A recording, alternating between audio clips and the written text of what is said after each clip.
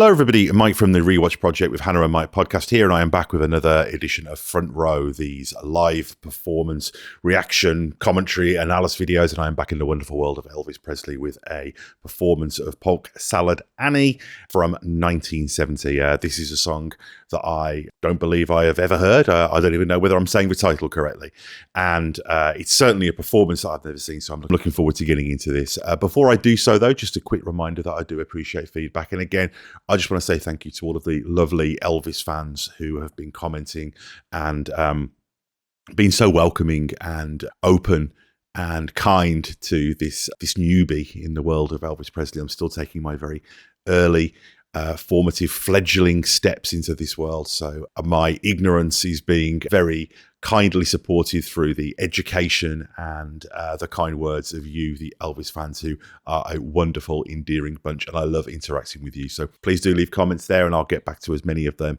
as I can. And I am really enjoying those interactions. So please, it's great to have made all of these new friends in the world of Elvis Presley fandom.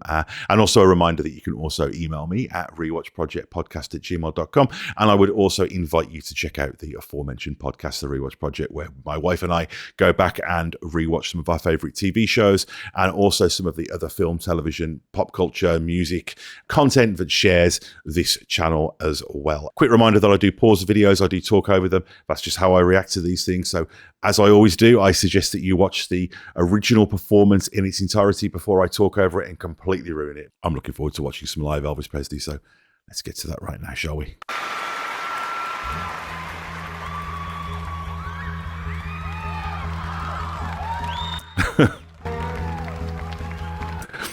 I love those little moments where you just see his personality come through, the playfulness, 1970, I think he's still somewhat new to returning to playing in front of audiences. So you're seeing him falling in love with it again and kind of learning it. And there's these endearing moments of confident goofiness that I really enjoy. What are you looking at back there?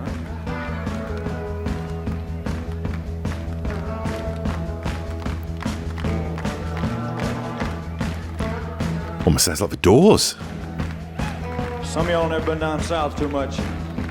I'm gonna tell you a little story so that you'll understand what I'm talking about. Down there we have a plant that grows out in the woods and the fields. And it looks something like a turnip green. And everybody calls it polk salad. Now that's polk salad.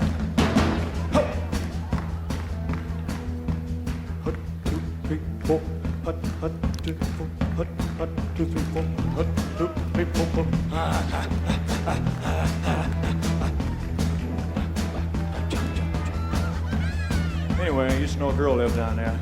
I'm loving that he's just vibing. It's almost kind of just finding the feel of the song. It's like sort of like a scat vocal thing going on. Yeah, and you can see the audience as well are just moving along. It's got this great trucking kind of on the road kind of feel. You can almost, this would be great to listen to in a car with, one hand on the steering wheel and the other hand around your girl kind of thing, or out the window. Very cool vibe on this song. She'd go out evenings and pick her a mess of it, carry it home and cook it for supper.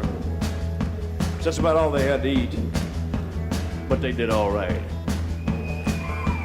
Down in Louisiana, where the alligators grow so mean, there lived a girl that I swear to the world made the alligators look tame. Polk salad Annie,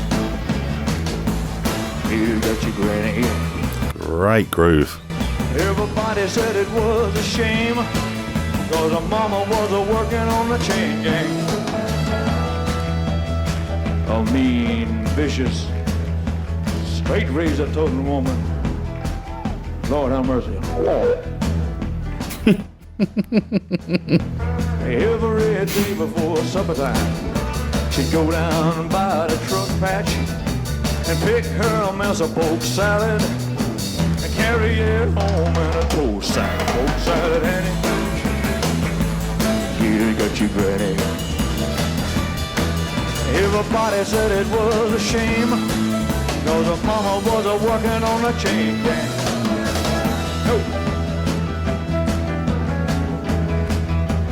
It's got this real freight train, freewheeling kind of vibe. It seems really improvised, and then Elvis just goes and it comes together. And again, it's that dichotomy of out of control and focused and professional, and the combination of, I guess, the slickness that that one would associate with these large theatrical productions, but also this guy who came from a very rootsy, poor background. And of course, the song itself is about that.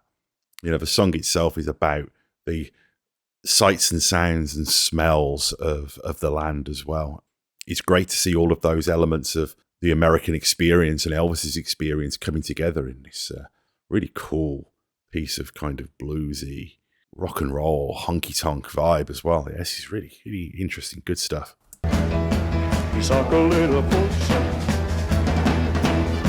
Using his body again, his physicality. Oh, yeah.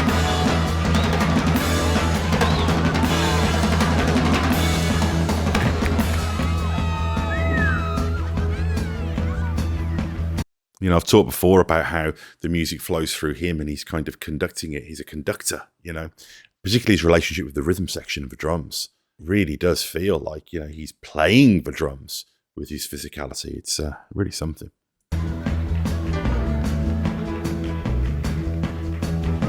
Her daddy was lazy and no count, claimed he had a bad back. All her brothers were fit for stealing watermelons out of my truck patch. Polk salad Annie, you got you ready. Everybody said it was a shame, 'cause her mama was a working on the chain gang.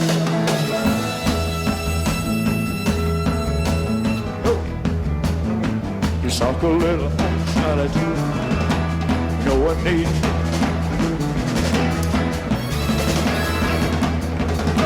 Suck a little salad. Oh, whoa.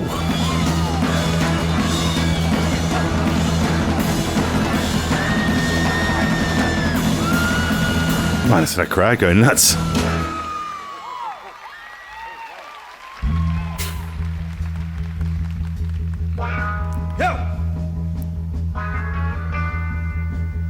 You're right.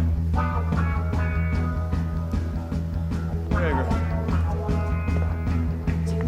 A little polk salad, no one need me a mess.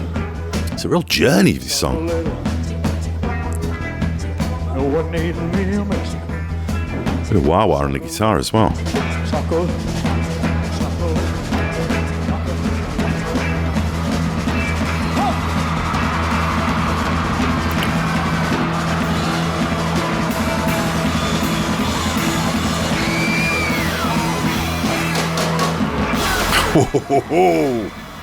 Wow.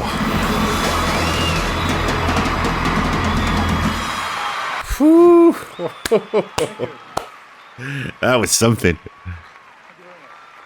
Wow. I mean, what we see there is that's Elvis as a dynamo. A dynamo that is just this powering the performance through movement and the physicality, and not just conducting, but actually providing the juice. And so much of this song feels like it's about movement. Just the percussive nature and the sound of the song is about movement and momentum and power. And Elvis himself is that dynamo, sort of directing the band, but also providing them with that juice, and the audience, and just the physicality and how much he throws himself into that, and how, again, that symbiotic relationship that has with the audience. It fires the audience up, and that fires him up, and he fires the band up.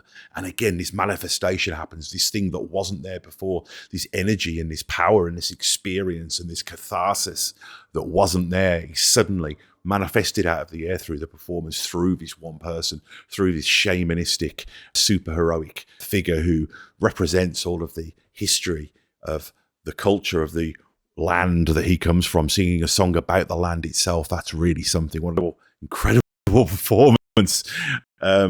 Yeah, really stoked. Like that one. Tell me what to cover next. And a reminder to please do subscribe to the channel as well, because and set your alerts, because the more people who subscribe, the more people it brings to the channel and the more interactions I get to have with this wonderful community of fans and music listeners, and how much that motivates me to put these things out more regularly. So do that and see you soon. Thank you very much. Bye-bye.